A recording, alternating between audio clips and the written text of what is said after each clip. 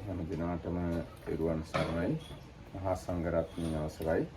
අපි දැන් සාකච්ඡා කරමින් සිටියේ මහා සතිපට්ඨාන සූත්‍රයේ ධම්මානුපස්සනාව යටතේ චතුරාර්ය සත්‍ය කර්මස්ථානයේ දුක්ඛ සමුදය සත්‍ය පිළිබඳව තමයි ඊ අපි අවසානයේට සාකච්ඡා කරමින් හිටියේ.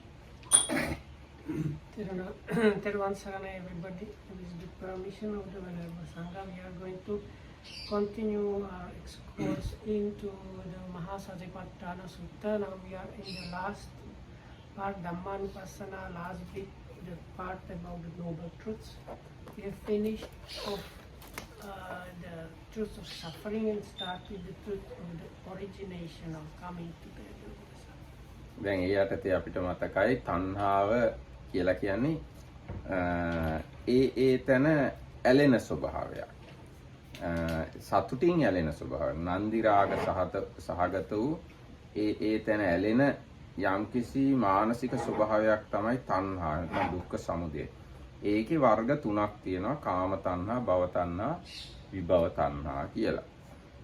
ඊට පස්සේ අපි කතා කළා දැන් සූත්‍රය ඊගාට බුදුරජාණන් අහනවා සාකෝ පනේසා භික්කවේ තණ්හා කත්ත උප්පජ්ජමානා උප්පජ්ජති කත්ත නිවිසමානා නිවිසති. ඒ කියාපු තණ්හාව මහණෙනි උපදින්නේ කොහි උපදීද? පවතින්නේ කොහි පවතීද? යං ලෝකේ පිය රූපං සාත රූපං ettesa තණ්හා උප්පජ්ජමානා උප්පජ්ජති එත්ත නිවිසමානා නිවිසති. ලෝකයේ යම් ප්‍රිය ස්වභාවයක් මధుර ස්වභාවයක් ඇද්ද තණ්හා උපදින්නේ අන්න එහි උපදී. තණ්හා පවතින්නේ එහි පවතී. This is what we discussed. And what, monks, is the noble truth of the origin of suffering? It is that craving which gives rise to rebirth, bound up with pleasure and lust, finding fresh delight now here, now there. That is to say, sensual craving, craving for existence and craving for non-existence. And where does this craving arise and establish itself? Wherever in the world there is anything agreeable and pleasurable, there this craving arises and establishes itself. ඔව්. එතකොට ලෝකේ කුමක්ද ප්‍රිය ස්වභාවයෙන් යුක්ත, මధుර ස්වභාවයෙන් යුක්ත? ඊට පස්සේ බුදුරජාණන් වහන්සේ එහෙම අහනවා. කිංච ලෝකේ පිය රූපං සාත රූපං. ලෝකේ කුමක්ද ප්‍රිය ස්වභාවයෙන් යුක්ත, මధుර ස්වභාවයෙන් යුක්ත? චක්කුං ලෝකේ පිය රූපං සාත රූපං ettesa තණ්හා උප්පජ්ජමානා උප්පජ්ජති එත්ත නිවිසමානා නිවිසති. ඇහැ ලෝකේ ප්‍රිය ස්වභාවයෙන් යුක්ත දෙයක්, මధుර ස්වභාවයෙන් යුක්ත දෙයක්. මේ තණ්හාව උපදින්නේ එහි උපදී. තණ්හාව පවතින්නේ එහි පවතී. Piya rupa and sata rupa. Okay, so, and what is there in the world that is agreeable and pleasurable? The eye in the world is agreeable and pleasurable. ඊට අටුවාව කියනවා යං ලෝකේ පිය රූපං සාත රූපන්ති. යමක් ලෝකේ ප්‍රිය ස්වභාවයෙන් යුක්තද සාත ස්වභාවයෙන් යුක්තද කියලා කියනවා නම් ඒ කියන්නේ යං ලෝකස්මින් පිය ස්වභාවං චේව මధుර ස්වභාවංච. ලෝකේ යමක් ප්‍රිය ස්වභාවයෙන් යුක්තද මధుර ස්වභාවයෙන් යුක්තද කියන එකයි ඒ කියන්නේ. චක්කුම් ලෝකේති ආදීසු ලෝකස්මින්හි චක්කාදීසු මමත්තේන අබිනිවිට්ඨා සත්තා සම්පත්තියම් පතිට්ඨිතා අත්තනෝ චක්කුම් ආදාසාදීසු නිමිත්ත ගහනානුසාරේන විප්පසන්නං පංචප්පසාදං සුවන්න විමානේ උග්ගාටිත මනිසීහ පංජරං විය මඤ්ඤන්ති. මේ ලෝක සත්‍යෝ මේ ඇහැ පදනම් කරගෙන ඇහැ මමයි කියලා අරගෙන මේ එහි අබිනිවේෂ කරනවා. එහෙට බැහැගෙන ඉන්නවා. ඒ ඇහැ පදනම් කරගත්ත සම්පත්තීන්හි පිහිටලා තමන්ගේ S2 කන්නඩි ආදියෙන් බලලා ඒ නිමිත්තානුසාරයෙන් ඒ කියන්නේ කන්නඩියෙන් මූණ බැලුවාම S2 පේනවා. ආන්නේ S2 දිහා බලලා S2 ගැන හිතනවලු පංචප්පසාදං සුවන්න විමානේ උග්ගාටිත මනිසීහ පංජරං විය මඤ්ඤන්ති. මේ ඒ කොහොමද කියන්නේ පංච ප්‍රසාදයෙන් යුක්ත පංච ප්‍රසාදං සුවන්න විමානේ උග්ගාටිත මනිසිහ පංජර රන් විමානයක හරිගස්සලා තියෙන මැණික් සීහ පංජරයක් වගේ. සීහ පංජරය කියන්නේ මට තේරෙන හැටියට නිකන් සඳලු තලයක තියෙන මැණික්මය දොරක් වගේ. එහෙම නැත්නම් ඊටාම වටින දෙයක් විදියට, ඊටාම වටින සුන්දර දෙයක් විදියට සත්වය ඇහැ සලකනවා කියලායි කියන්නේ. Okay, so then the commentary goes to explain what is what is here translated as agreeable and pleasurable. So the Piya Rupa means of the nature of being endearing or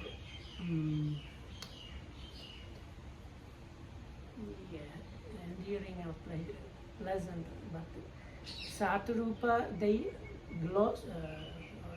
Simile for that is given like sweet or tasty. I think that in other translation they use satisfying, maybe the word also for the same. So then the explanation about the eye, it said that when you look into mirror, you can see your own eyes, and the eyes.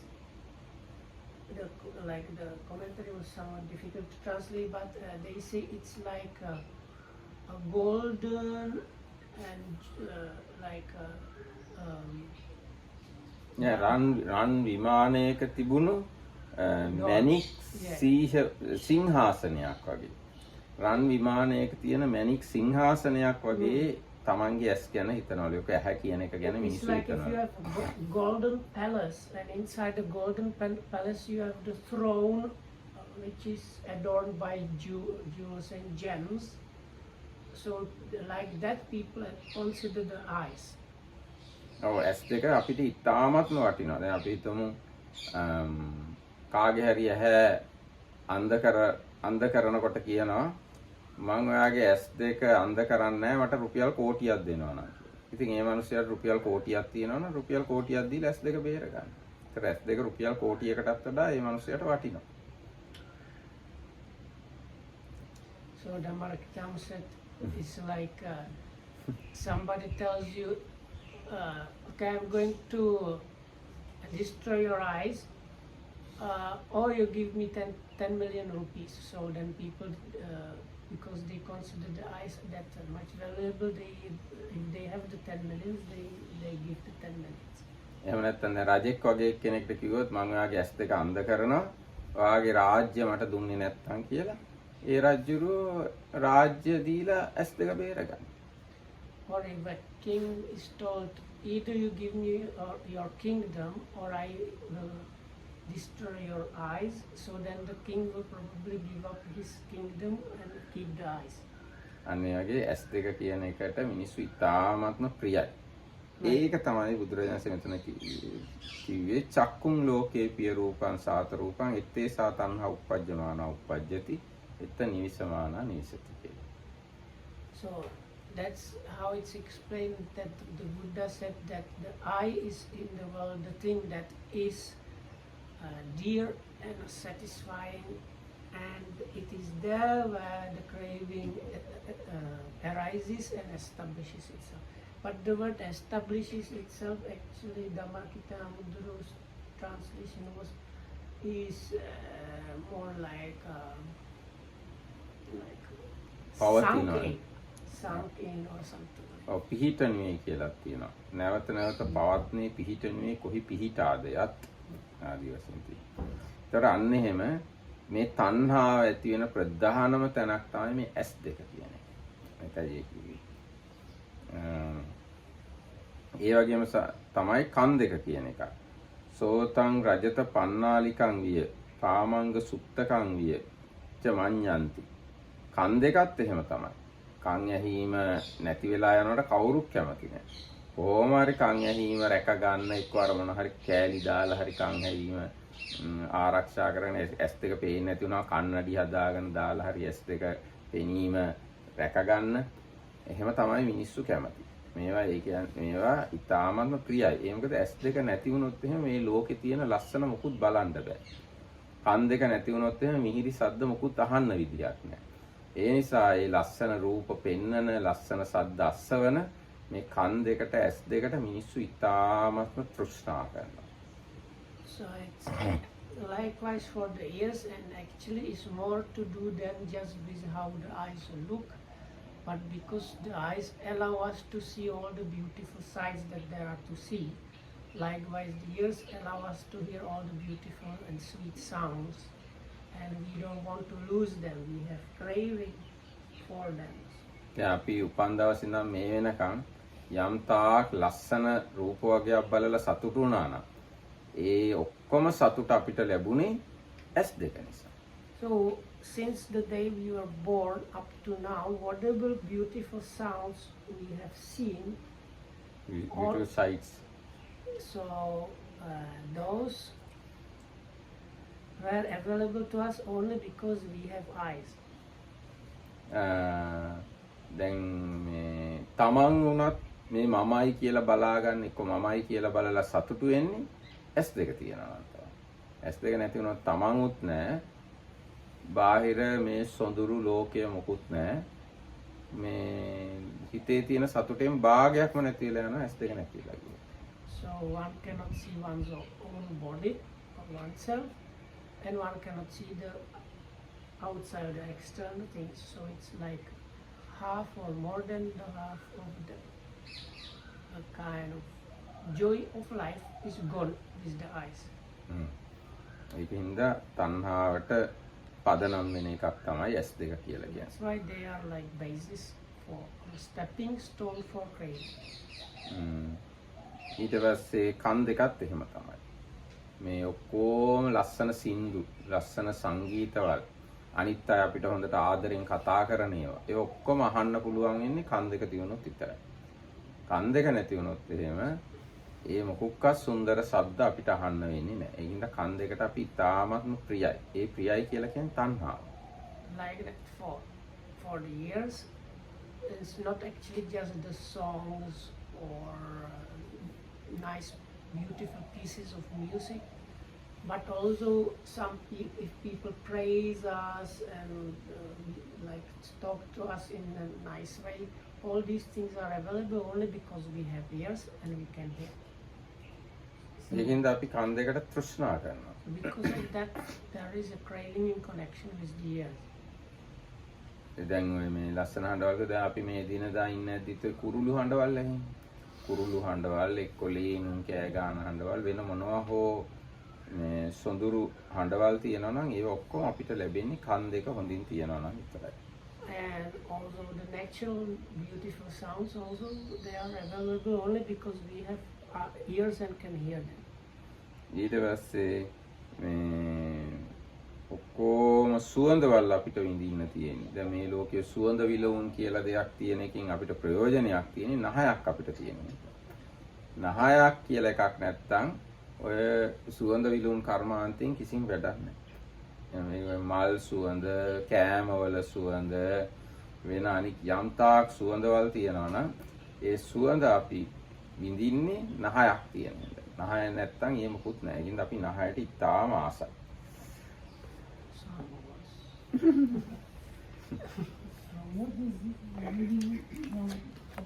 This is the commentary, but the commentary maybe gives some more similes about the golden palace parts, but What is it? Still the commentaries from the satipatthana?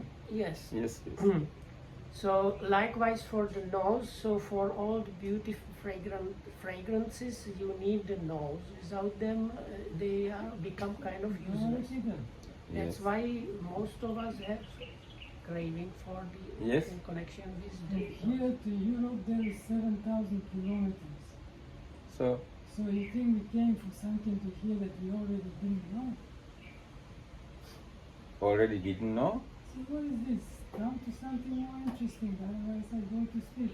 Because we have eyes, we have craving. We already know that even before we came here. It is good, no? Even before you come here, if you have realized this truth, it is nice. It's not only me, every kid. Good, very good. Every teenager. So, very good, and it is if you can properly see the craving arise depending on your eye, it is a great wisdom. Although people have craving towards form, they actually don't see their craving properly. They can catch very gross kind of cravings only. Again, ලොකු ලෝභයක් තණ්හාවක් ඇති වුණොත් නම් ඒක හිතට දැනීමට රාගයක් ඇති වුණාට ලෝභයක් ඇති වුණා කියලා. එනකොට මේ ඇහැට පේන රූප ගැන දවසට තණ්හා සිත් කෝටි ගණන් හට ගන්නවා. ඒ වුණාට ඒවා අපි දන්නේවත් නැහැ. මේ ඇහැ ගැන විශාල තෘෂ්ණාවක් අපේ තියෙනවා. අපි හිතන්නේවත් නැහැ එහෙමට ඇහැ ගැන තෘෂ්ණාවක් තියෙනවා කියලා. සමහරවිට අපි හිතනවා මේ ලස්සන පේන රූපේ ගැනයි අපේ තණ්හාව තියෙන්නේ. රූප ගැනත් තණ්හාව තියෙනවා. නමුත් ඇහැ ගැනත් ඒ වගේම තණ්හාව තියෙනවා. ඉතින් මේ දැන් බුදුරජාණන් වහන්සේ තමයි මේ දේශනා කළා තියෙන්නේ ඇහැ ලෝකේ ප්‍රිය ස්වභාවයෙන් යුක්තයි මේ තණ්හාවෙහි උපදිනවා කියලා. ඉතින් ඇහැ ගැන විතරක් නෙවෙයි ඇහැ හා බැඳුණු අවස්ථා 10ක් පෙන්වලා තියෙනවා මේ සූත්‍රයේ තණ්හාව උපදින. දෙයකින්ද මේක මේ එහෙම ලේසියෙන් විශ්ය කරගන්න පුළුවන් කාරණාවක් නෙවෙයි. So,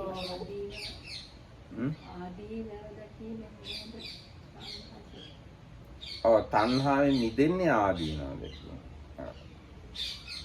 so everything is clear, we can continue. එතකොට No, it's okay. So Dhammartam was saying that the people, if they notice the craving at all, mostly they notice very coarse, big, strong cravings. But all throughout, even just one day, you have like tens of millions of occasions where craving arises in connection with the eye and the ear and so on.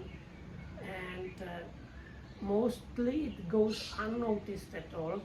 Also, this discussion about the craving in the sutta has different stages. So the Buddha is actually just going step by step, developing the explanation here. ඒ කියන්නේ දැන් ඇහැ ගැන තමයි ඉස්සෙල්ලම තණ්හාව. ඊට පස්සේ ඇහැට පේන රූප ගැන. ඊට පස්සේ චක්කු විඥානය ගැන. ඊට පස්සේ චක්කු සම්පස්සය ගැන. ඊට පස්සේ චක්කු සම්පස්සජ වේදනාව ගැන. ඊට පස්සේ රූප සංඥාව ගැන. රූප සංචේතනාව, රූප විතක්කය, රූප විචාරය, රූප තණ්හාව ආදී වශයෙන් ඇහැ පදනම් කරගෙන තණ්හාවල් 10ක් හට ගන්න හැටි මේ ධම්මානුපස්සනාව යටතේ කියනවා. ඔය තණ්හාවල් 10න් එක තණ්හාවක්වත් සාමාන්‍යයෙන් මිනිස්සෙක්ට විශේෂ කරගන්න අමාරුයි. So actually the sutra gives 10 different cravings in connection with the eye, and even one of them, for most people, noticing even one of them is extremely difficult for a normal person. ඒ උදාහරණයක් අද දවසේ ඔයගොල්ලෝ කාටවත් note උනාද තේරුණාද ඇහැ පදනම් වෙලා මගේ හිතේ තණ්හාවක් හටගත්තා කියලා? You can think about today how many times you have noted or understood or recognized that at this point, because of an eye, a craving arises in you. මම හිතන්නේ එහෙම කාටවත් එක සැරයක්වත් ඇහැ පදනම් වෙලා තණ්හාවක් අද දවසේ මගේ ඇති වුණා කියලා නෝට් වුණා කියලා. ඒ වුණාට අද දවසේ ඇහැ පදනම් වෙලා තණ්හාවල් ලක්ෂයක් විතර හට ගන්න ඇති. So probably for most of you, you did not notice or recognize it even once, even though there were probably like tens of millions of occasions. How about you? Did you notice them? Yes, I noticed because today I went Colombo and I noticed lot of cravings depending on eyes. You're enjoying them, With me, it was between 5 to 20. Somewhere like that. Yes. Nothing special. Even seeing the nice buildings from the bridge, Kalania Bridge, you can have kind of cravings. We have new bridge over the Kalania River. When you climb onto the bridge, you can see the whole like skyscrapers, all the nice buildings. Even that is a time you can notice your craving depending on your eyes. So you imagine yourself being somewhere in those beautiful flats, apartments, huh? No, I saw beautiful flats and beautiful buildings, so it's very pleasing, and that is occasion craving can arise. ඒ වගේ තණ්හා ඕන තරම් ඇහැ පදනම් කරගෙන හට ගන්නවා. නමුත් අපි නෝට් කරන්නේ අපිට අහු වෙන්නේ නැහැ. ඒවා අහු වෙන තරමට සියුම් සිතක් නැහැ බොහෝකට. ලොකු තණ්හාවල් නම් අහු වෙනවා. ලොකු මේ තෘෂ්ණාවක් ඇති වෙච්ච වෙලාවට නා මට රාග සිතක් ඇති වුණා, ලෝභයක් ඇති වුණා කියලා නෝට් කරගන්න පුළුවන්. ඉතින් ඒ විදිහටම මේ දිවට රස නෙවෙයි දිව කියන එකටම දිව කියන එක ගැනම අපේ විශාල තෘෂ්ණාවක් තියෙනවා. දිව හොඳයි, ලස්සනයි, දිව නිසායි රස දැනෙන්නේ. හරි මොන හරි හේතු නිසා දිවට අපි කැමති. දිව අපිට නැති වෙනවා නම් එහෙම ඒක මහා ව්‍යසනයක්. මට රස දැනෙන්නේ නැහැ එහෙම කියලා වයසට ගිය අයට සමහරට තේරෙනවා. එක්කෝ දැන් ලොකාන්දර එහෙමත් කියන අර බෙහෙත් බීලා දැන් මට රස දැනෙන්නේ නැහැ කියලා. ඒ කියන්නේ සන්තෝෂෙන් නෙවෙයි. අසතුටෙන්. රස දැනෙන දිවක් තියෙනවා නම් ඒක හරිම සතුටුදායක සිද්ධියක්.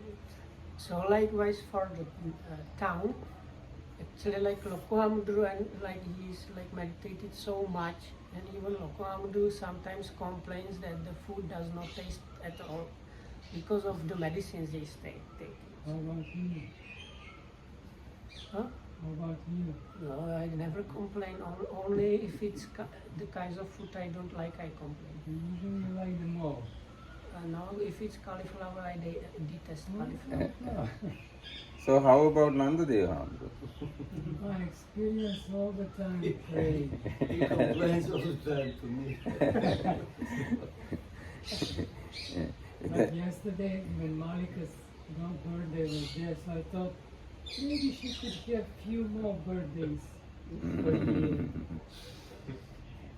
ඊට පස්සේ ඒ වගේම තමයි කායං සාල ලට්ටියං විය සුවන්න තෝරණං වියච මඤ්ඤන්ති. ශරීරය පිළිබඳවත් එහෙම තමයි. ශරීරය ගැනත් ඉතාමත්ම අපි ප්‍රියයි. ශරීරයේ දැනෙන ස්වභාවය, එක්ක ශරීරය හොඳට ලස්සනට තියාගෙන ඉන්න එක ගැන, මේ ශරීරය ලස්සන තියාගන්න රුපියල් කෝටියක් වුණා සල්ලි තියනවා නම් වියදම් කරයි. So likewise for the body, so especially with the body, there is a lot of attachment to our own body, and many people spend like hundreds and thousands and actually even hundreds of thousands of like rupees or even dollars looking after the body. එයාගේ මනස ගැනත් අපේ එහෙම අදහසක් තියෙනවා. අනිත් අයගේ මනසට වඩා මගේ මනස හරි පළල් හොඳයි වගේ මගේ හිත තමන්ගේ හිත ගැනම හිතේ විශාල ආශාවක් තෘෂ්ණාවක් තියෙනවා. දැන් නිකමට හිතන්න ඔක්කොටම හිතන හැකියාව නැතුව ගියා. කවුරුවක් කැමති නැහැ ඒක.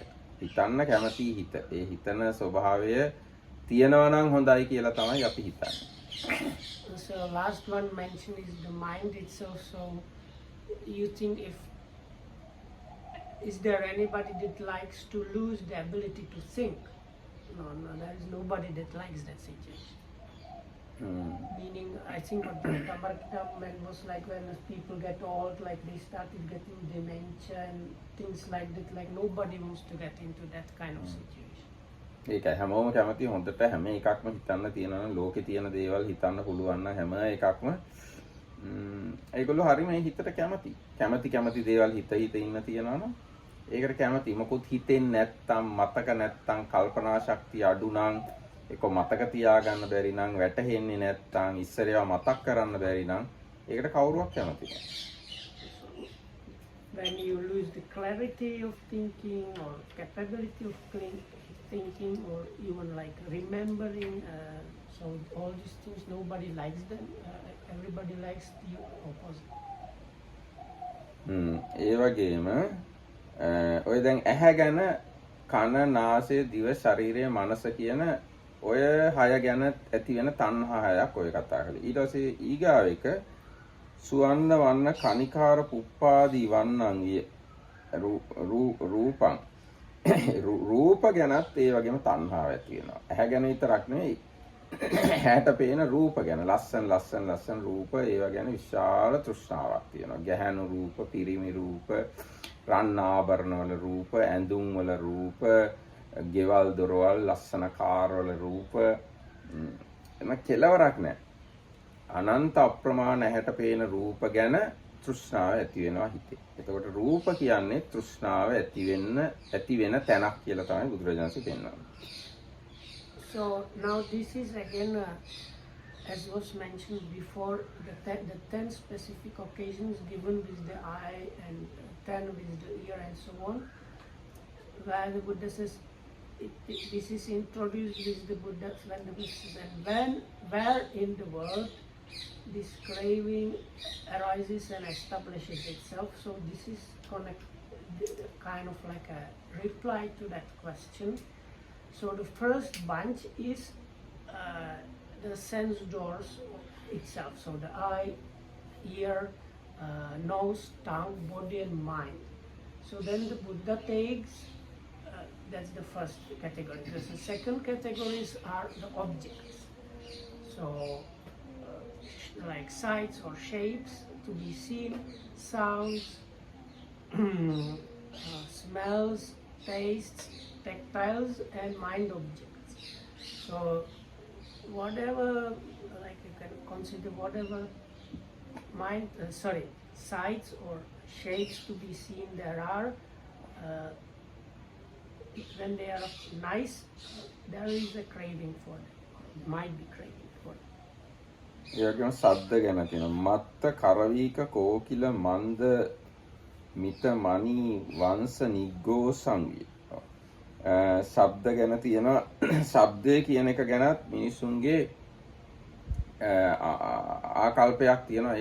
ඒක ඊටාම හොඳ අවශ්‍ය දෙයක් කියලා. කොහොම මොන වගේ ආකල්පයක් තියෙන්නේ? මත්තුණු කරවි, ඒ කියන්නේ කුරවි කෙවිලෝ කියලා જાතියක් කියනවා. කුරවි කෙවුලන්ගේ මඳ හඬ වගේ. නැත්නම් මැණික්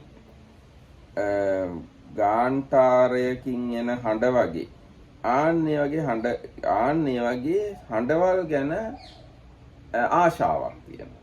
ඒ જાතිය හඬවල් විතරක් නෙමෙයි මේ ශබ්දය කියන එක ගැන අන්න එහෙම ඊටාම පොසිටිව් ආකල්පයක්, හොඳ ආකල්පයක් තමයි මිනිස්සුන්ගේ හිතේ තියෙන. ශබ්දය කියන්නේ හොඳ දෙයක්.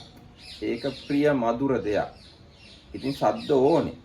අන්න ඒකින්ද ශබ්ද මත තමයි තෘෂ්ණාව උපදින්නේ සහ තෘෂ්ණාව පවතින්නේ.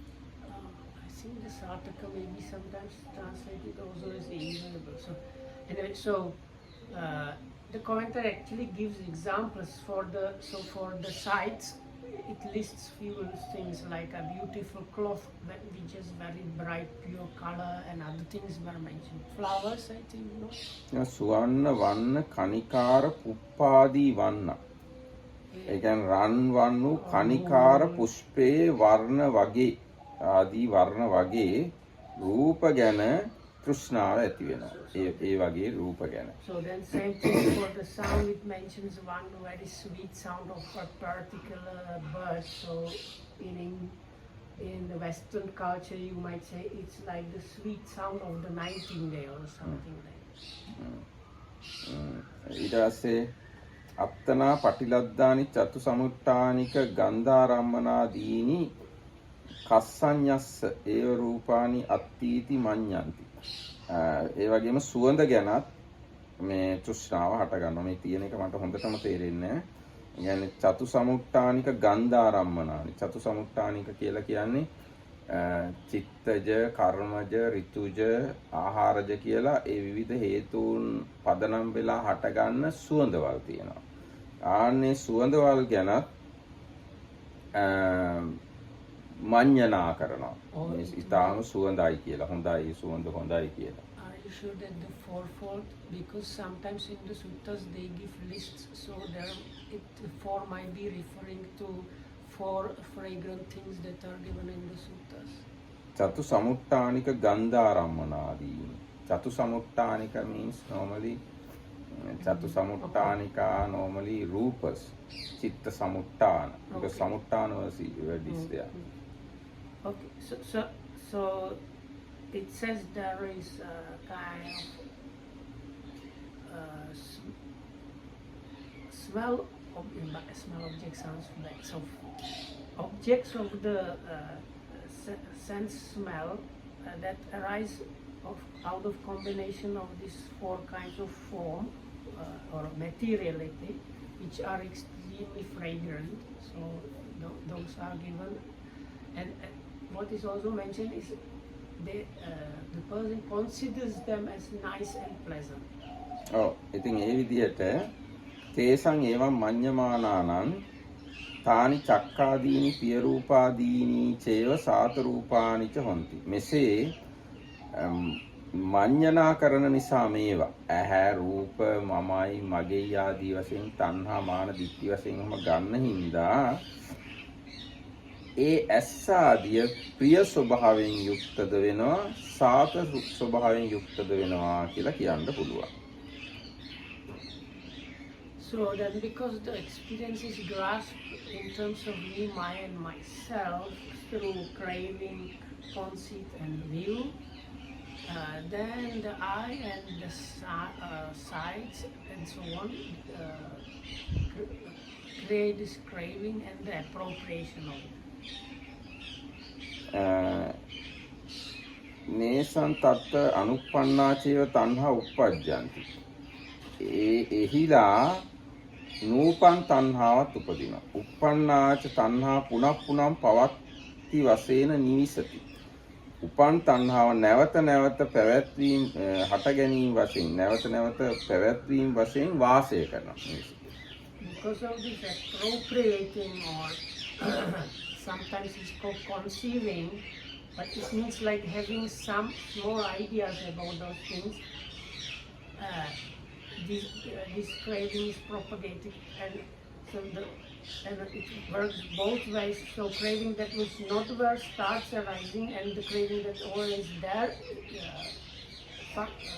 arises and again, like continues. එතකොට අන්නේ කාරණා සලකලා තමයි බුදුරජාණන්සේ දේශනා කරන්නේ තස්මා භගවා චක්කුන් ලෝකේ පිය රූපං සාත රූපං ඉත්තේ සාතන උපජ්ජමානාති උපජ්ජමාන උපජ්ජති ආදි මාහ. අන්නේ කා හේතු නිසා තමයි බුදුරජාණන්සේ දේශනා කරන්නේ ඇහැ ලෝකේ ප්‍රිය ස්වභාවයෙන් යුක්තයි මధుර ස්වභාවයෙන් යුක්තයි. මේ තණ්හා උපදින්නේ එහි උපදී තණ්හාව නැවත නැවත හට ගැනීම වශයෙන් පවතින්නේ එහි පවතියයි කිව්වේ ඔන්න ඔය කාරණා නිසායි. No, that's just some kind of summary. The commentary says it is because of this that the Buddha said what he said in the sutra. එතකොට ඔය න්‍යාය දැන් මේ වෙලාවේ අපි කතා කරපු ඔය න්‍යායක ඔය කරුණු තමයි ඉතුරු සියල්ලටම සම්බන්ධ කරන්න පුළුවන්කම තියෙනවා. දැන් අපි ඉතුරු ඒවා කියවන්නයි යන්නේ. And according to this style of explanation, the other things can be explained. ඔව් දැන් මේක කිව්වේ ඇහැ ප්‍රිය ස්වභාවයෙන් යුක්තයි මధుර ස්වභාවයෙන් යුක්තයි තණ්හා උපදින්නේ එහි උපදී. ඒ වගේම කන නාසය දිව ශරීරය මනස ප්‍රිය ස්වභාවයෙන් යුක්තයි මధుර ස්වභාවයෙන් යුක්තයි තණ්හා උපදින්නේ උපදී. ඊට රූප ශබ්ද ගන්ධ රස ස්පර්ශ ධම්ම කියන ඒවා ප්‍රිය ස්වභාවයෙන් යුක්තයි මధుර ස්වභාවයෙන් යුක්තයි තණ්හා උපදින්නේ එහි උපදී පවතින්නේ එහි පවතී. ඊට පස්සේ දේශනා කරනවා චක්කු විඥාණය ලෝකේ ප්‍රිය ස්වභාවයෙන් යුක්තයි මధుර ස්වභාවයෙන් යුක්තයි තණ්හා උපදින්නේ එහි උපදී. ඒ අලුත් කොටස. Next new part is Chakku Vijnanam Loki. So we had the two parts. First part was about the sense doors. Second part was about the objects. So the third part is about the corresponding consciousnesses.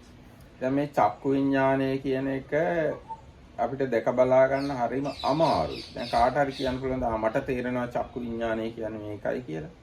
එහෙම කියන්න හරි අමාරුයි. චක්කු විඥානයකින් තාම සිවුම් දෙද මේ වෙලාවේ චක්කු විඥාන අපි තුල හට ගන්නවා. නමුත් චක්කු විඥානය කියන්නේ මෙන්න මේකයි කියලා හරියටම විෂය කරගන්න අමාරුයි. මේ වෙලාවේ හටගත්තට මොකද? හැබැයි ඊට වඩා ගොරෝසුයි රූප කියන ඒවා. ඊට වඩා ගොරෝසුයි ඇහැ කියන එක. ඇහැ කියන්නේ මේකයි කියලා අපිට යම් ප්‍රමාණයකට විශ්ය කරගන්න ඕන. රූප කියන්නේ මේවයි කියලා විශ්ය වෙනවා. නමුත් චක්කු විඥානය කියන්නේ මේකයි කියලා විශ්ය කරගන්න අමාරුයි. So the big two categories before, they are somewhat easier to understand because you can get some idea about the eye or and the sight because they are kind of coarse. But the eye consciousness and ear consciousness and so they are extremely something refined and subtle. So up to the point where it is almost impossible to say that now I have understood, now it was the eye consciousness that arising. දැන් ඔන්න බලන්න මේ වෙලාවේ මේ අපි හැමෝටම චක්කු විඥාන හට ගන්නවා. ඉස්සරහා බලාගෙන ඉන්නේ. මේ අපි හැමෝටම සෝත විඥානත් හට ගන්නවා. මේ ශබ්ද ඇහෙනවනේ. නමුත් කාට හරි පැහැදිලිව තෝර බේර ගන්න පුළුවන් මෙන්න මේකයි චක්කු විඥාන. මෙන්න මේකයි සෝත විඥානය කියලා වෙන් කරලා ගන්න පුළුවන්, හඳුනා ගන්න පුළුවන්. එහෙම කරන්න ඕනේ. ශබ්ද නම් පැහැදිලි, රූප නම් පැහැදිලි ගතියක් තියෙනවා. හැබැයි විඥාන කියන කාරණා එච්චර පැහැදිලි නෑ. ඉතින් විඥාන කියන එකවත් පැහැදිලි නැතුව ඒ චක්කු විඥානය ගැන ඇති වෙන තණ්හාව කොහොමද පැහැදිලි කරගන්නේ? ඒක ඊටත් වඩා අසීමිත දෙයක්. So now all of us are sitting here with open eyes and open ears. So we are seeing things here and hearing things around. But do you understand, recognize, now this was the eye consciousness, or this was the particular ear consciousness arising. So it's not like that. For most of us, we might recognize to a certain extent about the sounds or the sights, but not the consciousness really. So when we are not able to recognize the consciousness because it's so fine and subtle, how can we then properly recognize the craving that arises because of it? ඉතින් අන්න ඒ විදිහට චක්කු විඥානය, සෝත, ගාන, જીවහා, කාය, මනෝ විඥාන කියන මේවත් ප්‍රිය මధుර ස්වභාවයෙන් යුක්තයි. තණ්හා උපදින්නේ එහි උපදී, තණ්හා පවතින්නේ එහි පවතී. ඒ කියන්නේ ඒ දැනෙන ස්වභාවය කියන එක ගැන අපේ තණ්හාවක් තියෙනවා. ඒක අපිට පේන්නේ නැති වුණාට හරියට රූප දැනෙන්නේ නැතුව ගියොත්, ශබ්ද දැනෙන්නේ නැතුව ගියොත් අපි තුල විශාල කම්පනයක් ඇති වෙනවා. ඒ කියන්නේ දැනෙන ගතියට අපි කැමතියි. So we can easily, so the consciousness, if we simplify, has what consciousness means as the knowing kind of function, knowing about something. So we usually can understand about that and about the craving that it is there when it stops functioning. So when we suddenly cannot see or suddenly cannot hear, then we can understand how we miss the knowing of the sounds or sights and so on. එතකොට දැන් kilometre 7000ක් දුර ඉඳන් ලංකාවට ආවත් ඔය කාරණාවන් තේරුම් ගන්න බෑ. චක්කු විඥානය ගැන තියෙන තණ්හාව මේකයි කියලා එහෙම ලේසියෙන් තේරුම් ගන්න බෑ. So today we had a good similar problem What is it? with electricity. Uh-huh. Only when it's gone, you start missing it and more. So now then Damarkitam says, so for this, even though it's there, you might need to come all this, I don't know how many thousands kilometers to Sri Lanka. It can be 7,000 kilometers from Europe to Sri Lanka. ඉතින් ඒ විදිහට ඒ විඥාන ටිකවත් අපිට හරියට පේන්නේ නැහැ. එහෙම තියද්දි ඒවා ගැන ඇති වෙන තණ්හාව කොහොමවත් පේන්නේ. ඒ වගේම ඊගාට බුදුරජාණන් දේශනා කරන චක්කු සම්පස්සේ, සෝත සම්පස්සේ, ගාන සම්පස්සේ, જીවහා සම්පස්සේ, කාය සම්පස්සේ, මනෝ සම්පස්සේ කියන මේවා ප්‍රිය ස්වභාවයෙන්, මధుර ස්වභාවයෙන් යුක්තයි. මේ තණ්හාව හටගන්නේ එහි හටගන්නේ, තණ්හාව පවතින්නේ එහි පවතී. So the categories once again were the senses, then the objects. The third one was the corresponding consciousnesses. The fourth category is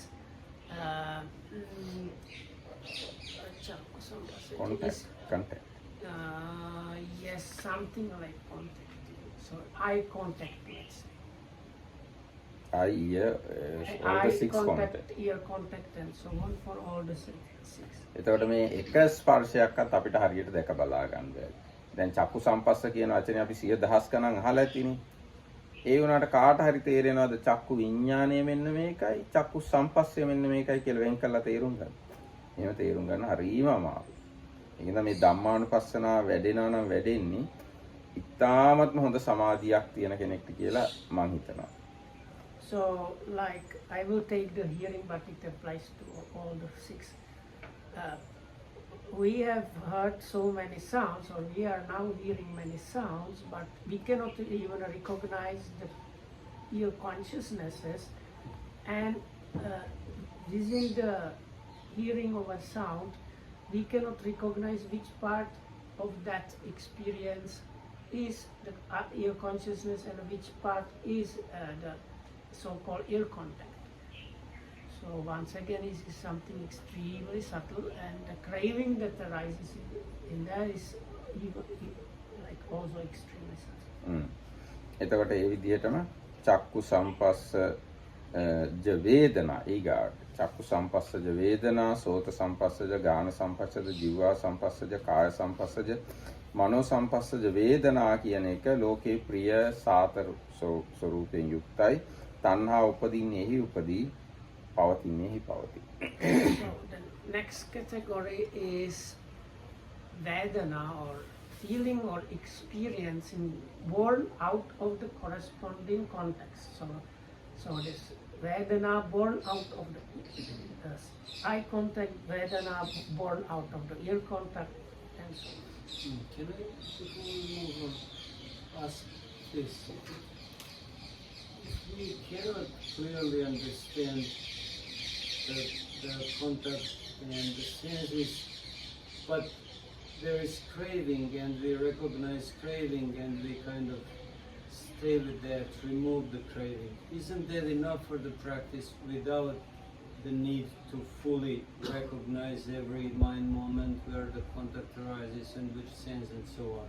Because craving is the problem, not these other How things. do you No, remove the craving? That is the How problem. do you remove the craving? Now removing craving is not the problem. No. Recognizing craving is the problem. Although craving is there, you can't recognize craving.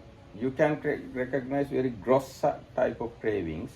Otherwise, subtle type of cravings can't recognize Well, easily. you start with the gross, but then probably, with the practice, I would think that you start Yes, with yes. the gross. Okay, that is the path. From the gross level, you have to go to the subtler level. When you go to the subtler level, if you see the craving, then you probably see the cause of craving. I mean, eye, form, eye consciousness, eye contact, and then feeling. Then you will see the craving also. All these things are very subtle things. Everything. Even the eye recognizing correctly what is eye is also Use the very, ear, very yeah. subtle. But Huh? It's better to use the ear, because eye can mean like eye. Uh-huh. So then it gets too much complicated. But let's say Bhante, somebody just heard the Buddha's teaching that the point is to remove the craving. He doesn't know much theory about eye contact, eye consciousness, and so on. Could he just through the observing of the process of what is happening within the body and mind and the senses, without much theory, can he get to the point to notice the craving and to remove the craving? Or you think that would be impossible? If he can remove the craving, whether he knows or not knows, he should follow these steps, or he should actually he can grasp this area. If you want to remove the craving, then he has to see the craving. He has to observe the craving. He has to observe the craving on the eye, craving on the form, craving on the eye consciousness, craving on the eye contact, feeling, etc. Always clearly distinguishing what is that craving connected to, like eye contact, or is it enough just to know the craving? Yes. craving is always supported by other factors. Craving is depending on eye, color, eye consciousness, eye contact, and all these things. So when you see the craving, you automatically or probably see the other things, because there is no something independent craving. Craving is depending on other factors. So see the factors and see the fruit is the seeing of dependent origination. So you have to see the dependent origination to eradicate craving and other defilements. That's why I said, in order to practice this way, you have to have extremely pure, concentrated mind to practice Dhammanupassana. Otherwise, you can do up to certain extent. Certain extent means, depending on your samadhi, you can do Dhammanupassana. But to practice as it is mentioned in the sutta, you have to have very deep, very pure, concentrated mind. And would you say that compared with Dhammanupassana, like Vedanaupassana, is easier to practice? Yes. Now when we look at here, Chakku Sampassaja Vedana, Sota Sampassaja Vedana, etc., especially Kaya Sampassaja Vedana, feeling arise because of the body contact, you can easily recognize, easily you can catch. ඒක තමයි වේදනාව තේරුම් ගන්න පහසුයි. දැන් අර කලින් කිව්වේ දැන් චක්කු විඥානය කියන එක තේරුම් ගන්න අමාරුයි. චක්කු සම්පස්සය කියන එකත් තේරුම් ගන්න අමාරුයි. නමුත් චක්කු සම්පස්සජ වේදනාව කියන එක ඊට වඩා පහසු ගතියක් තියෙනවා. චක්කු සම්පස්සජ වේදනාව කියන එකේ ඒ කියන්නේ ඇහෙන් රූපයක් දැකීම නිසා ඇතිවෙන මිහිර, ඒ මිහිර ගතියනේ එතන වේදනාව කියන්නේ. ඒක අමිහිරක් වෙන්න පුළුවන් මිහිර. ඒ මිහිර කියන එක හිතට දැනගන්න පහසුයි. But I think with the eye and ears still apostle. It's with the body, tongue and nose that where it's easier. එහෙම කිය comparatively එහෙම කියන්න පුළුවන්. ඇහැ කන ටිකක් ඇහැ නාසය ටිකක් අමාරුයි. sorry ඇහැ කන ටිකක් අමාරුයි ඒ වේදනා. නමුත් නහය, දිව, කය සහ මනස උනත් ලේසි වෙන්න පුළුවන්. එහෙම ලේසි අමාරුකම් තියෙන්න පුළුවන්. නමුත් අර පස්සය විඥානය කියන ඒවාට වඩා වේදනාව ගොරෝසුයි. වේදනාව ප්‍රකට කරගන්න පහසුයි. ඉතින් ඒතකොට දැන් මෙතන අපි කිව්වේ ලෝකයේ චක්කු සම්පස්සජ වේදනා, සෝත ගාන જીවහා කාය මනෝ සම්පස්සජ වේදනා කියන ඒවා ප්‍රිය ස්වභාවයෙන් යුක්තයි, මధుර ස්වභාවයෙන් යුක්තයි. මේ තණ්හාව උපදින්නේ එහි උපදී, තණ්හාව පවතින්නේ එහි පවතී කියලා. ඊට පස්සේ රූප සංඥා, ශබ්ද සංඥා, ගන්ධ සංඥා, රස සංඥා, පොට්ටබ්බ සංඥා, ධම්ම සංඥා ලෝකේ ප්‍රිය ස්වરૂපයෙන් යුක්තයි, සාත ස්වરૂපයෙන් යුක්තයි. තණ්හාව උපදින්නේ එහි උපදී, තණ්හාව පවතින්නේ එහි පවතී. So then the next category is perception. Perception of sights, sounds and so on. ඒක සමහර කෙනෙක්ට ලේසියට වැටහෙන්න පුළුවන්. රූප සංඥාව කියන එක පහසුවෙන් තේරුම් ගන්න පුළුවන් ගතියක් තියෙනවා. So this one is Dhammarakam before said the feeling or experiencing is easier to catch than the consciousness and the contact really, especially with the bodily connected senses and now and mind. And the perception is also quite easier to catch than the contact and or the consciousness. හැබැයි දැන් එහෙම ලේසි කිව්වට දැන් සංඥාව ඊටාම සුකුම අවස්ථාවක් තියෙනවා. ඊටාම සිනිඳු සංඥා. ඒවා හො කරගන්න අමාරුයි. ලොකු ගොරෝසු සංඥාවොත් නම් ඒවට අක් ගාලා තේරුම් ගන්න පුළුවන්. හැම එකකම එහෙම තමයි. ගොරෝසු ඒවා ලේසියෙන් අහු වෙනවා.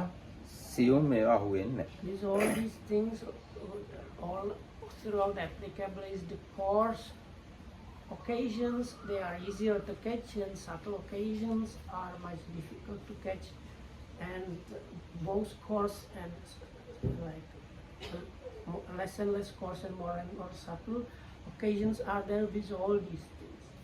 දැන් මේ සංඥාව ගැන ඇති වෙන තෘෂ්ණාව නෙවෙයි. සංඥාව කියන එක වුණත් එහෙම ලේසියෙන් තේරුම් ගන්න අමාරුයි. රූප සංඥාව කියන්නේ මේකයි, ශබ්ද සංඥාව කියන්නේ මේකයි, ගන්ධ සංඥාව මේකයි, රස සංඥාව, පොට්ටබ්බ සංඥාව, ධම්ම සංඥාව මේකයි කියලා ඔහම හයක් විදිහට කාට හරි පැහැදිලිව වැටහෙනවද? එහෙම වැටහෙන්නේ නෑ බොහෝ විට. සංඥාව කියලා අපිට යම් දලා දහසක් ඇති සංඥාව කියන්නේ මේකයි කියලා. නමුත් ඒ සංඥාව රූප සංඥාව මෙන්න මේක, ශබ්ද සංඥාව මේක, ගන්ධ සංඥාව මේක, රස සංඥාව මේක, පොට්ටබ්බ සංඥාව මේක, ධම්ම සංඥාව මේක කියලා හරියට ඔහොම හයට බෙදලා තේරුම් ගන්න පුළුවන්. එහෙම අමාරුයි. ගොඩාක් සිහිය තියුණොත් සමහරට පුළුවන්. සිහියයි සමාධියයි. So we might get some idea what part of the experience is the perception, but having a clarity, I think what Amaraktam wanted to say is, as it's happening, knowing that this part of the experience is this particular perception happening, that is much more difficult, and probably you need extremely sharp mindfulness and deep concentration for it.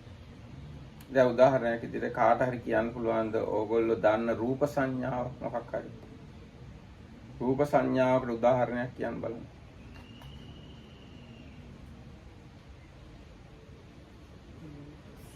රූප සංඥාවකට උදාහරණයක්. So for example, can you give example of how you get the perception of form? වන් මොකක් හරි එක රූප සංඥාවක් කියන්න. Colours නෙවෙයි. දැන් මේ වර්ණ තියෙන්නේ. වර්ණ නෙවෙයි රූප සංඥාව. වර්ණ කියන්නේ වෙන එකක්, ඇහැ කියන්නේ වෙන එකක්, රූප සංඥාව කියන්නේ සම්පූර්ණ වෙනස් තව එකක්. So it's not the color. The colors is one thing, eye is another thing, and රූප සංඥා is another thing.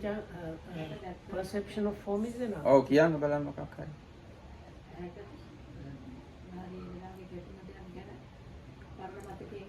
ඔව් ඒකයි. දැන් පරණ මොකක් හරි ඕන එකක්. දැන් අපි දැකලා තියෙන කෙලවරක් නැති දේවල් තියෙන ඇස් වලින්. ඒ ඕන එකක් රූප සංඥාව තමයි. ඒක පදනම් වෙලා ආයිත් අපිට ඒක හඳුනා ගන්නත් පුළුවන් බොහොම පහසුවෙන්. ඒක තමයි රූප සංඥා කියන්නේ. දැන් මං කිව්වේ අර දැන් කොළඹ යනකොට මේ අර පාලම උඩින් ගියා කියලා. ඉතින් ඒ පාලමේ යම් සටහනක් තියෙනවානේ. ආන්න ඒක තමයි රූප සංඥා කියන්නේ. So Rupa Sanya, they are, or actually it applies to any Sanyas, they are like, it's kind of categorizing the experience based on previous experiences. So like Dhammaraktam said, when he went to Colombo, he saw this new bridge. So because he has seen bridges before, he was able to recognize that particular site as a bridge. So ඒක රූප සංඥාවට උදාහරණයක්. ශබ්ද සංඥාවට උදාහරණයක් වගේ මොකක් හරි කියන්න පුළුවන්. කියන්න බලන්න මොකක් හරි ශබ්ද සංඥාවට උදාහරණයක්. or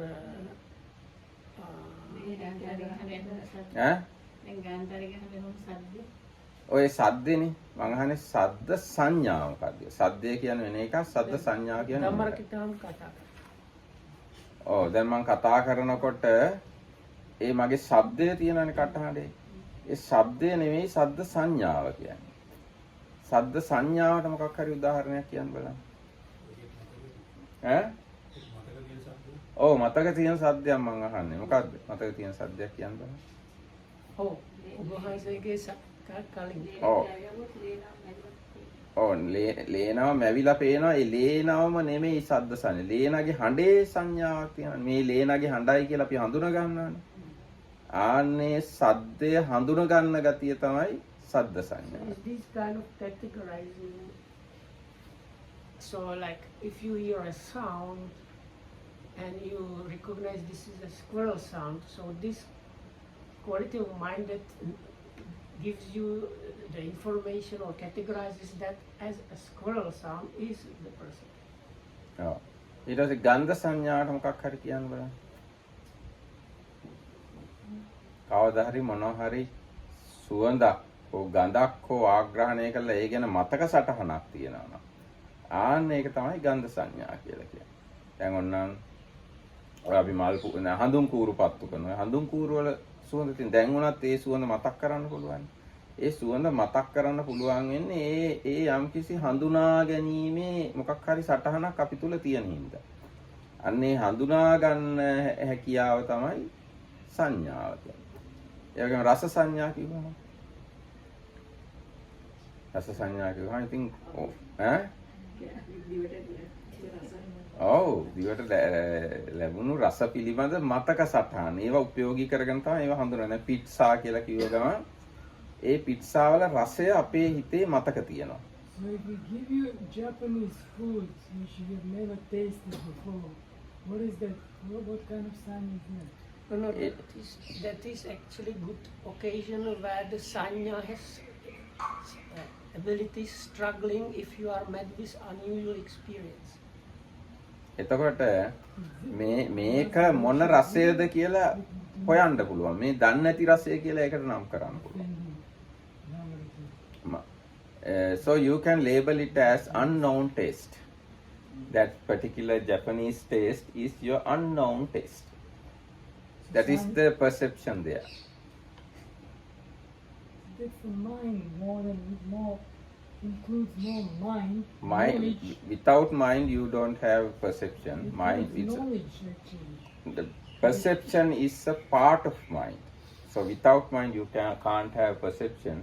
But perception is one thing, mind is another So thing. perception constitutes of mind, knowledge and contact. Now perception constitutes just perception. But perception needs other supportive factors to function. එතකොට අන්න ඒ විදිහට දැන් රස සංඥා කිව්වහම ඕන තරම් අපිට මතක් කරගන්න. එක එක කාපු කේක් වල මතක සටහන. එක්කෝ සමහර නරක පැත්තටත් හිතන්න පුළුවන් ගොඩාක් ලුණු දාපු කෑමක් කෑවනම් ගොඩාක් මිරිස් කෑමක් කෑවනම් ඒවා පිළිබඳ හඳුනා ගැනීමක් තියෙනවා. මේ මිරිස්, මේ ලුණු, මේ පැණි රස, මේ තිත්ත රස, මේ වෙනිවැල් ගැට රස කියලා මොනවා හරි හඳුනා ගැනීම ගොඩක් තියෙනවා. ඒවා තමයි රස සංඥා කියන්නේ. ඊට පස්සේ පොට්ටබ්බ සංඥා කිව්වහම ඔය කෙලවරක් නැති සංඥා හඳුර ගන්නවා. දැන් මේ වෙලාවේ හරි මధుරෙක් කෑවොත් එහෙම ඔන්න මధుරව කන්නවා කියන්නේ මේකයි කියලා. ඔන්න මේ මధుරෙක් තමයි කන්නේ කියලා ටක් ගාලා අපි හඳුන ගන්නවා. දැන් මගේ පිටිපස්සේ මధుරෙක් විද්දොත් එහෙම මට ආයි කල්ගත වෙන්න ඕනේ නැහැ. ටක් ගාලා මම දැනගන්නවා මේ මధుරෙක් කෑම කියලා. එතකොට ඒක පොට්ටබ්බ සංඥා. ඒ ස්පර්ශය හඳුන ගන්නවා. ඒ වගේම ධම්ම සංඥා කියන්නේ මනසින්ම එක එක දේවල් හඳුන ගන්න. විශේෂයෙන්ම අපේ ඉමෝෂන්ස් තියෙන්නේ. අපේ ශෝකය, බය, දුක, කරුණාව, ශ්‍රද්ධාව ඒවා හඳුන ගන්න පුළුවන්. ආන්න ඒවා තමයි සංඥා කියලා කියන්නේ. කරුණාව කියන්නේ සංඥාවම නෙවෙයි. කරුණාව ගැන තියෙන හඳුනා ගැනීම තමයි සංඥාව කියලා කියන්නේ. So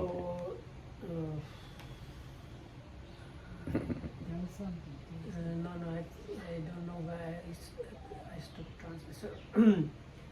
So from the smells is anyway. So the sanya really is to do with categorizing or recognizing quality of the mind. And Dhammakitangu, all these things always says like the taste itself is one thing, but the perception of the taste is another thing. Same thing for the bodily. So and it happens immediately. Like if this the body, as soon as a mosquito bites you, there is a kind of recognizing a mosquito is biting. Or whereas mind objects.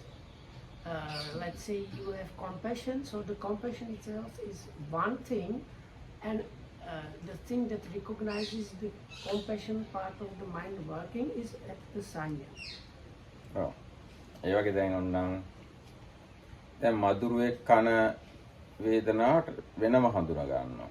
ඊට පස්සේ අපි හිතමු මේ හූනෙක් මෙතෙන්ට ජරා කැත කළා කියලා, වැටුණා කියලා.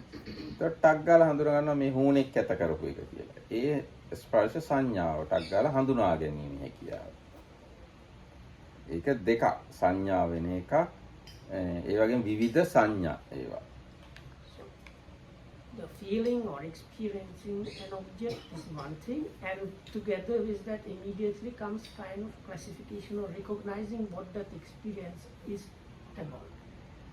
So So like a mosquito bite is immediately recognized as one specific thing, and a huna droppings falls on you, that is also recognized as different thing. So this recognizing or categorizing the experience as something, that is the function of perception. එතකොට දැන් මෙතෙන්දී බුදුරජාණන් කිව්වේ ඒ සියලු ආකාර සංඥාවල රූප සංඥා, ශබ්ද සංඥා ඔය හැම එකකම තියෙනවා සාත රූප මේ මෙහෙම මිහිරි කොහොමද කියන්නේ ප්‍රිය මිහිරි ස්වභාවයක්. ඒතකොට තණ්හාව හටගන්නේ අන්නේ ප්‍රිය මිහිරි ස්වභාවය පදනම් කරගෙන. ප්‍රිය මිහිරි ස්වභාවය තමයි තණ්හාව හටගන්නේ. And once again, it's the place where the craving arises, because that's the place in the world which is dear and enjoyable or satisfying. ඇත්තට මේ සංඥා කියන එකට අපි තාම කැමති. සංඥා ගොඩ තමයි අපේ දැනුම් ගොඩ ඇත්තෙම. අපි දන්නේ හැම විෂයක්ම දන්න ගතියක් තියෙනවානේ. ඒ අපේ දැනුම් සම්භාරය මේ සංඥා ගොඩ. ඒ සංඥා ගොඩට අපි තාම කැමති. දැනුම අපි පුළුවන් තරම් රැස් කරනවා. ඒ දැනුමට අපි කැමති. Because it is this categorizing and or slash recognizing quality, we have extreme liking for that, because we want to know what we are experiencing. ඒ කියන්නේ දැන් දැනුම කියවම දැන් මේ සූත්‍රය දන්නවා නම් අපි ඒ සංඥා ගොඩක් තමයි දන්නේ. මම සතිපට්ඨාන සූත්‍රය දන්නවා කියලා අපි සතුටු වෙනවා. මේ දීඝනිකාය දන්නවා නම් අපි සතුටු වෙනවා. දීඝනිකාය කියන්නේ සංඥා ගොඩක්. නමුත් ඒ සංඥා ගොඩ ගැන සතුටු වෙනවා. ඒක මුළු ත්‍රිපිටකයම දන්නවා නම් තවත් සතුටුයි. ත්‍රිපිටකයේම දිවට අටුවාවක් දන්නවා නම් ඊටත් වඩා සතුටුයි. It depends on who you are. Okay, this is about me. So actually our kind of recognized, categorized experience, we have extreme liking, that means the craving is there. So if we consider the sutta itself, it's actually a big heap of different sanyas, and we like to, so you might be happy and like to have the part of the sutta or the whole of the sutta, and even that might not be enough, then it is a part of the Digha Nikaya or the whole of the Digha Nikaya. Then you might the whole of the Sutta Pitaka, the discourses, then all three baskets, then even the commentaries. If you get the knowledge, that means the heap of perceptions, then the more the merrier. දැන් අපි අන්තිම කරන්න කිව්වේ ඇත්තෙන්ම මේ අනිත් ඔක්කොම ආගම් ගැනත් අපි දන්නවනම් ඒ තරමට සතුටුයි. තව භාෂාත් හතරක් පහක් දන්නවනම් ඒ සංඥා ගොඩවල් තමයි ඒ තරමට අපි කැමති සංඥාවලට. Even if you know about other religions, I think what is not meant that like learning them and stuff like that, but if suddenly you have all the information, you will be happy. Or then on top of that, maybe few other languages. So if you know a language, it means big heaps of perceptions that are available for you. දැන් ඉංග්‍රීසිත් දන්නවා නම් පාලිත් දන්නවා නම් සිංහල දන්නවා නම් Latin Greek වගේ එකකුත් දන්නවා නම් එහෙනම් ප්‍රංශ භාෂාවක් දන්නවා නම් ඒ ඔක්කොම සංඥා ගොඩවල්. ඒ වුණාට අපි හරීම කැමතියි ඒවා. So Sinhalese, Pali, English, French or whatnot is just big heaps of perceptions, and people are generally happy to have the heaps of perceptions. එතකොට අන්නේ හැපි ඒ සතුට හින්දා තණ්හා උපදින්නේ එහෙ උපදින්නේ තණ්හා පවතින්නේ ඒවැ පවතින්නේ. And because of this being happy satisfies with that, then the craving has a place where it can arise and like continue. එහෙනම් අද දවසට මෙතකින් සමාප්ත කරනවා. හැම දිනකටම තෙරුවන් සරණයි. Please put the sun.